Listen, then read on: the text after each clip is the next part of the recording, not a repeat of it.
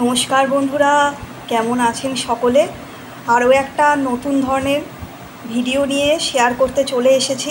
আজকের ভিডিওটা হয়তো অনেকেরই পছন্দ হবে না, কিন্তু আসলে এতদিন ধরে ভিডিও তো দিতে পারিনি, আর ইউটিউবের রিচও অনেক ডাউন হয়ে গেছে। ইউটিউবে তো রেগুলার ভিডিও আসলে আপলোড করতে হয়, আর আমি অসুস্থতার কারণে প্রায় সময় ভিডিও এডিটিংয়ের কাজ করতে পারি না। তারপরে অ্যানিমেশানটা নিয়েও খুব বেশি ব্যস্ত থাকে, অ্যানিমেশানের এত চাপ থাকে, এত কাজ থাকে যে সেগুলোর জন্য আসলে অনেক সময় ব্লগটা আর সেভাবে দেখা হয়ে ওঠে না। তার উপরে কপিরাইট আছে, একটু গান বাজনা দিলে, বিশেষ করে রবীন্দ্রসঙ্গীতটা দিলেই কপিরাইট আসে, অন্যান্য গান দিলে এতটা দেখি কপিরাইট আসে না। আর কি বলবো বন্ধুরা, দুঃখের কথা, গলার যা সমস্যা চলছে, এখন তো আপাতত গান বাজনা করাই বন্ধ হয়ে গেছে। আর যাই হোক, আজকে যেটা নিয়ে ভিডিওটা করতে এসেছি বা একটু বলতে এসেছি, এটা একটু অন্য ধরনের খাবার। হয়তো এখানে মানুষ খায়, এখানে ইন্ডিয়াতে খায়, আমি বলতে পারি ইন্ডিয়াতে খায়, কিন্তু সেগুলো খুব একটা প্রচার নেই। কারণ আমি যেখানে থাকতাম সেইখানকারই একটা ঘটনা আজকে আপনাদের সঙ্গে একটু শেয়ার করব, তো সেই জন্যে এসেছি। আর বেশি এডিটিং করার মতো শক্তি নেই, সদ্য তো অসুখ থেকে উঠেছে, আপনাদের তো আপডেট দিয়েছি। আর একটা কথা বলি, আমার সকল বন্ধুদের, যারা দর্শক বন্ধু আছেন এবং তারা ক্রিয়েটার, সেই সকল বন্ধুদের উদ্দেশ্যে একটি কথা বলি।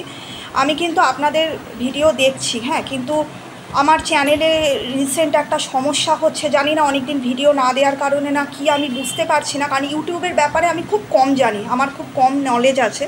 আর জানলে তো ধরুন এতদিন একটা কিছু করতে পারতাম। তো আমি কমেন্ট করতে পারছি না, লাইক করছি, আমি ভিডিও দেখছি, যা অনেকে নোটিফিকেশান বা এমনি সাবস্ক্রাইব অপশানে গিয়ে যাদের যাদের করে রেখেছিলাম, যারা আমার বন্ধু আছেন, আমি দেখছি, কিন্তু আমি এক্ষুনি কাউকে কমেন্ট করতে পারছি না। সেটা প্লিজ আপনারা একটু বিবেচনা করবেন। যখন আমি আবার পারবো হয়তো দেখতে পাবেন, বা কাউকে হয়তো কমেন্ট করেছে পরে ডিলিট হয়ে যাচ্ছে, এইসব বিভিন্ন ধরনের প্রবলেম চলছে আসলে আমার চ্যানেলের মধ্যে। কেন হচ্ছে, কী জন্য হচ্ছে, কিছু জানি না।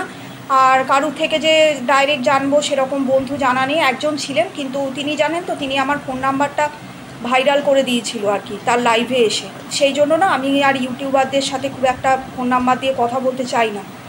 যাই হোক, এবার মূল টপিকে ফিরে আসি। সেটা হচ্ছে, এখন দেখছিলাম আর অনেকেই আছেন, আমাদেরও ফ্যামিলিতে একজন আছে, এই রিসেন্ট ব্যাংকক গেছিলো। থাইল্যান্ড, মালয়েশিয়া, কম্বোডিয়া, তারপরে চীন, জাপান, এইসব জায়গায় এই খাবারটা খুবই দেখা যায়, আর অনেক জায়গাতেই দেখা যায়। আর বাকিগুলো জানি না, আফ্রিকাতে দেখেছিলাম। তো সেটা হচ্ছে আর কিছুই না, সাপের মাংস, হ্যাঁ, সেক মিট, এটা খাওয়া হয়। তো আমি আজকে হঠাৎই এটা সুযোগ পেলাম, তাই একটু দেখাতে এলাম। সেটা হচ্ছে, এটা কিন্তু ইন্ডিয়ানরাও খায়। আমি যখন প্রথম জানতে পেরেছিলাম, তখন আমি অনেক ছোট, আমি স্কুলে পড়ি, এবং আমি ওইখানে যেখানে থাকতাম আগে আর কি, যে জায়গাটা আমি খুব মিস করি, ওটা জানেন তো, ওটা মফস্বল এরিয়া ঠিকই, কিন্তু চারিপাশে ঝিল পুকুর ছিল। সেই পুকুরেই মানে সাঁতার শিখেছি। এখন না চোখ দিয়ে জল পড়ে, জানেন, যখন দেখি যে আমার সেই যে পুকুরে সাঁতার শিখেছি সেইখানে বাড়ি হয়ে গেছে, সমস্ত পুকুর বুঝিয়ে দিচ্ছে, এবং জানেন কত ভারসাম্য নষ্ট হচ্ছে। এবং এই যে ভাইরাল ইনফেকশানগুলো তৈরি হয়, এই প্রকৃতির ভারসাম্য, বিশেষ করে পুকুর, আগেকার দিনে জমিদার রাজারাও কিন্তু দিঘি খনন করাতেন বা পুকুর কাটাতেন। এর একটা বিশাল বড় জায়গা আছে, শুধু নদীর ধারে থাকলেই হয় না। চুঁচুড়াতে আছে আমার কিছু চেনাই আনা, তারা আমাকে বলেন, আমরা তো নদীর ধারে থাকি, শুধু নদীটাই কিন্তু শেষ কথা নয়, আশেপাশে পুকুর থাকা এবং গাছপালা থাকাটা খুব দরকার পরিবেশের ভারসাম্যের জন্য। মানুষের যে এখন দেখবেন ভীষণ ঘরে ঘরে সুগার, গল ব্লাডার প্রবলেম, এইগুলো কিন্তু এই প্রকৃতির ভারসাম্যের অভাবের জন্য হচ্ছে।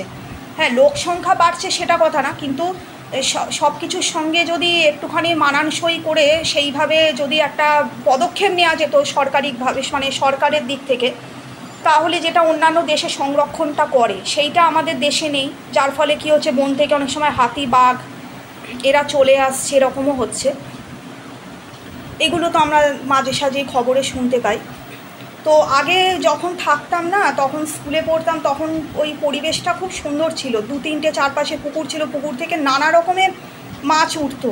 এবং আমার নিজের ওখানে, এটা আমি কিছুটা অ্যাস্ট্রোলজির চ্যানেলে একটু বলবো ভেবেছিলাম, সেখানে জানেন আমি মা ঝিংলেশ্বরী দেবীকে রেখেছি, ওখানে একটা বড় ঝিল আছে, এবং এই মা ঝিংলেশ্বরী দেবীকে কিন্তু এই সাপের প্রসাদ অর্পণ করা হয়। এবং এটা অনেক আগে থেকেই চলে আসছে। আমি এখানে একটুখানি আলাদাভাবে বাঁধিয়েছি জায়গাটা একটুখানি ছোট করে। তো যাই হোক, ওখানে আগে ঘটে পুজো হতো এবং চারপাশে যখন হাওয়া টাওয়া দিত, ঝড় হতো, তখন দেখতাম আশেপাশে উল্টোপাল্টা হয়ে গেছে। তো আমি সেটাকে একটু ঘিরে দেওয়ার ব্যবস্থা করেছি, এখন অতটা এরকম হয় না। তো অনেকে হয়তো শুনে থাকবেন মা ঝিংলেশ্বরী দেবীর কথা, উনি আমিষ ভোজি সব রকমই খান। আমাদের এখানেও ঘটেই পুজো হয়। তো সেইখানে বিশেষ করে মা দুর্গার পুজোর সময় সেখানে নবরাত্রি রূপে হয় না, আজকে তো নবরাত্রি, তো আজকে প্রতিপদ। তো সকলকে শুভ নবরাত্রি। হ্যাঁ, আমি আর কালকে শুভ মহালয়া আমি কাউকে বলতে পারি না, আপডেট দিতে পারি না, আমার অমাবস্যায় খুব শরীরটা খারাপ করেছিল, ওই জন্য আমি আর কাউকে বলতে পারিনি বন্ধুরা। তো আজকে সবাইকে নবরাত্রির আমার বিশেষ করে প্রতিপদের অনেক অনেক ভালোবাসা অভিনন্দন জানাচ্ছি। তো এবার এখানে আমাদের এই মা দুর্গার পুজোর সময়ও কিন্তু ষষ্ঠী থেকে ওনার একটা আলাদা করে পুজো হয়। মা দুর্গার পুজোটাই আমার একদম মহালয়ার পর থেকে প্রতিপদ থেকেই শুরু হয় এবং আমাদের এখানে একাদশী পর্যন্ত চলে, দেবী ভান্ডানী মায়ের পুজো হয় আর কি। তো সেই ব্যাপারটাই এখানে ওইভাবে না করে ষষ্ঠীতে একটা আলাদা করে ঘট নির্মাণ করে পুজো করা হয়। সেখানে দেবীকে কিন্তু এখানে আগে যারা থাকতেন ধাঙর আছেন কিছু, তারা এখানে দেবীকে শামুক, ঝিনুক, গেরি, গুগলি থেকে শুরু করে সাপের মাংস অর্পণ করতে দেবীকে না দেওয়া যায়। অ্যাকচুয়ালি ঝিল থেকে যা ওঠে তাই দেওয়া হয়।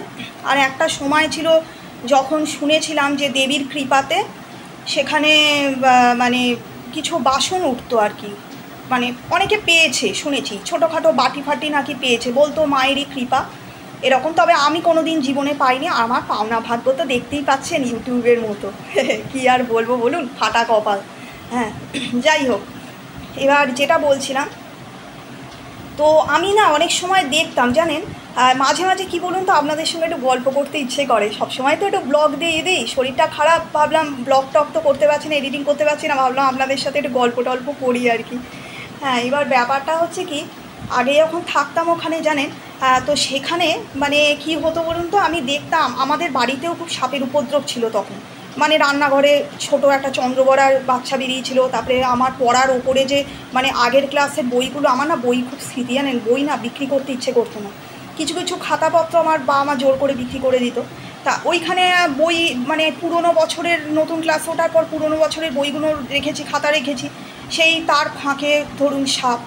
আচ্ছা, বাথরুমের মধ্যে তো প্রায় সাপ আসতো, আর আমার বাড়িতে তো তখন পাখি ছিল, অনেকেই পাখি ছিল, যে কারণেও আমি এই বিষয়টা নিয়ে খুব আগ্রহী ছিলাম। তো পাখি আর এমনি অনেক ডাক পাখি অনেক ছিল, এখন তো অনেক কমে গেছে, এখন ধরুন এখানে স্প্যারো দেখা যায় না একদমই, তারপরে কাকও আসে না। কাক আসে না একদিকে ভালো, কারণ কি কাক না অনেক পাখিদের তাড়িয়ে দেয়, এটা আমার ভালো লাগে না। আমার কাকের সাথে পার্সোনালি কোনো ইয়ে নেই, মানে কাককে ভালো লাগে, এখানে আসে খেতে দেই ঠিক আছে, কিন্তু কাক অনেক পাখিকে দেখেছি তাড়ায়, তো ওই জন্য আমার একটু খারাপও লাগে।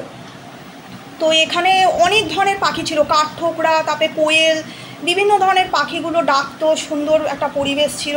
আর বসন্তকালে ভাবতে পারবেন না, মানে কি বলবো, মানে দূর দূরান্ত বেগুনি হয়ে থাকতো, মানে এত কচুরিপানার ফুল সেজে কি সুন্দর দৃশ্য। এখন যদি সেই যে মানে অবস্থা থাকতো ব্লগ করতাম, হ্যাঁ, কিন্তু এখন তো কিছু দেখাতে পারবো না। তা সেইখানে দেখতাম মানে আমার বাবা তো একজনকে ডাকতেন, কারণ ওই হাতে কি একটা মানে গন্ধ শোকা, ওদের একটা লাঠি নাকি থাকে, সেটা দিয়ে সাপ বেশি আক্রমণ করতে পারে না। আর আমার বাড়িতে তো তা মোটামুটি দাঁড়ার সাপ একটু বড় বা জলঢোরা বেশি বড় সাইজের ঢুকেছে। আর ওরা বাগান থেকে কোথা থেকে দেখতাম বাইরের দিকে গেলে এরম বড় বড় মোটা মোটা সমস্ত চন্দ্রবোড়া নিয়ে আসতো। আর সেই মানে চন্দ্রবোড়া সাপগুলো আপনার মানে পুরো গাটা সাদা চাকা চাকা চাকা চাকা দাগ আর কি। তো সেই মানে সাপগুলোর দেখতাম মাথাটা কাটা, আর বলতো কি সাপ মেরে পোড়াতে হয়, এই বলে না ওরা নিয়ে যেত, আর মাথাগুলো সব কাটে। চন্দ্রবোড়া তো বিষাক্ত সাপ, জলডোরা ফলডোরা সবেরই ওরা মাথাটা ফেলে দিত আর কি। আসলে ওরা রান্না করে খেতে, এটা আমি না তখন জানতাম না। আমি প্রথম যখন দেখলাম এই থাইল্যান্ড না ভিয়েতনাম কোথায় একটা জায়গায় দেখলাম যে সাপের মাংস রান্না করেছে, আমি বাবাকে গিয়ে বলেছিলাম, বাবা সাপও খায়? বাবা বলছে তুই তাই বলছিস, আমাদের এখানে এই সব কাকুরা আছেন না, এরাই সাপ খায়। আমি তো জানতাম না, মানে তাদের সামনে বলিনি। আর তারা কি বলুন তো,